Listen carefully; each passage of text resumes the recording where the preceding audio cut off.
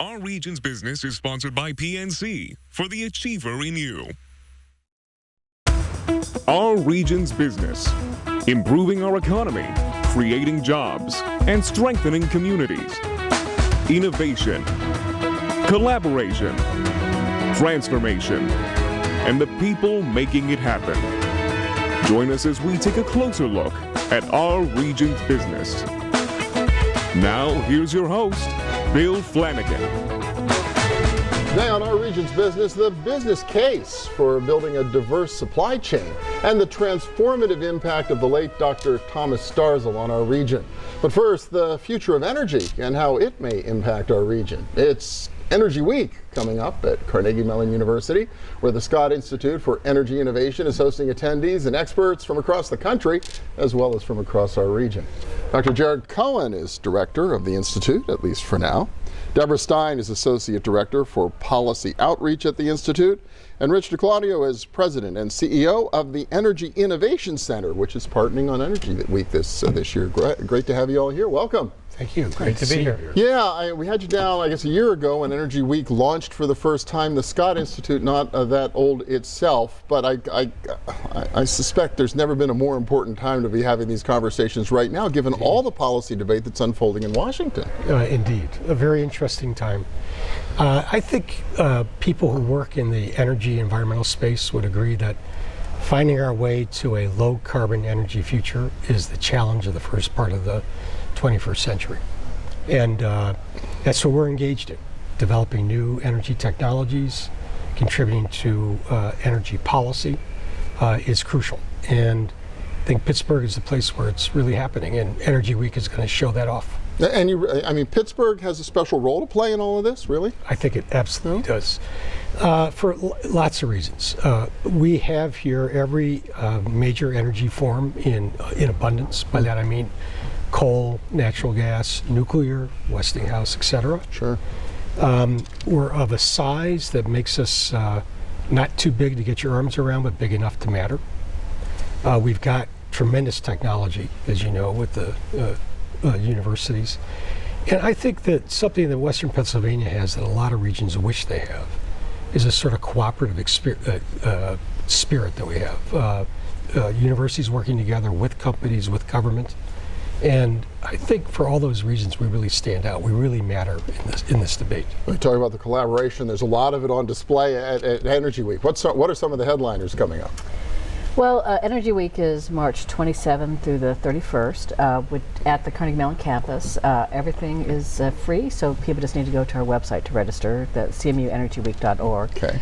The first day is on the future of energy. Most of that day is at the Energy Innovation Center that Rich will talk about. And we also have a career day for students so they can look for jobs and things like that. The second day is focused on innovation, and we have our Clean Tech Prize that students are competing for in two distinguished lectures. One is Paul Browning, the CEO of Mitsubishi Hitachi, and also the CTO of Tesla are also speaking that day. Tesla, okay, yes. Great, yeah. Yeah, and then on Wednesday and Thursday we then switch and we focus on more science and research. So we have Marcia McNutt, who's the president of the National Academy of Sciences. We have someone who is a writer and producer for Marvel Films to talk about the connection between energy and entertainment. And on the last day we have our Policy and Law Forum, and on that day we have the head of the Public Utilities Commission, a commissioner from the Federal Energy Regulatory Commission, and the head of the Energy and Information Administration. Well, it's the whole gamut, from research to culture to policy to innovation and entrepreneurship. That's where the role the EIC is going to play. Yes, right? and we're delighted and honored to take a slightly more formal role this year. We were involved and well represented on several panels last year. The first day of Energy Week is kicking off at the Energy Innovation Center. Which is in the Hill District. People would know it as the old Connolly. The old Connolly School, right at the seam between Upton and Lower Hill. Yeah. And it's about a 200,000 square foot center that's designed really to kind of advance thinking and rapid prototyping and workforce development training around really kind of energy technologies, particularly with a focus on sustainable or green technologies, but including all kind of aspects of the full arc of the energy industry. We do have a focus on integrated building management, particularly larger commercial buildings that that aren't always as energy efficient and certainly not always as carbon efficient as they could be. And so our center was built in large part to be a living lab and to help develop and incubate technologies to make those areas more efficient and more optimal. The first day of Energy Week is going to start with a roundtable. We are focused predominantly on trying to help this growing group, really ecosystem of energy technologies and clean and sustainable technologies that are being developed by entrepreneurs in the region and start matching them with investors, not only regional investors that are already aware of them, but national and international investors that tend to put part or all of their portfolio in these type of investments. And so this will be the first year. We hope to obviously improve the awareness of it in future Energy Weeks. But we have a pretty good showing of investors and a very good gathering of technologies and a really good slate of panels, including one that Deb didn't mention. Peter Corsell will be our keynote speaker Monday at lunch, and he is the co-founder and managing director of 21st Century Power Funds. It's a very large upstream-focused private equity fund. Oh, exciting to have that kind of smart money in town to meet the smart people here. You think about the impact that innovation research has had on the transformation here in our region over the last 35 years. Obviously, a lot of conversation going on in Washington, D.C. There's a lot at stake for our region in the decisions that are going to get made in the next couple of years, I would think, inside the Beltway. You're absolutely right, Bill.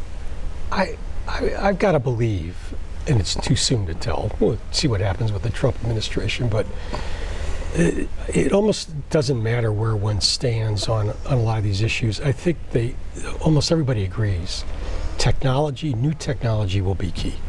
Whatever path we take, whether you think climate change is the big issue or not, we can all agree that better technology will be important in every way.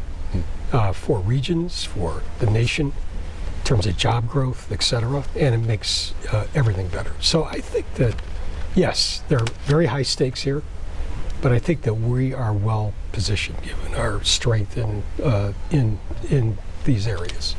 And Deborah, only a few seconds left, but once again, if people want to come, how do they find out? So you do need to register because our events are getting very full, so go to cmuenergyweek.org.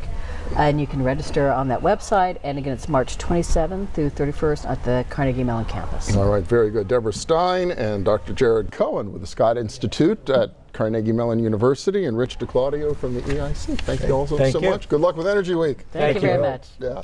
Next up, the former Chancellor of the University of Pittsburgh, Mark Nordenberg, on the legacy of the late Dr. Thomas Starza. Stay with us.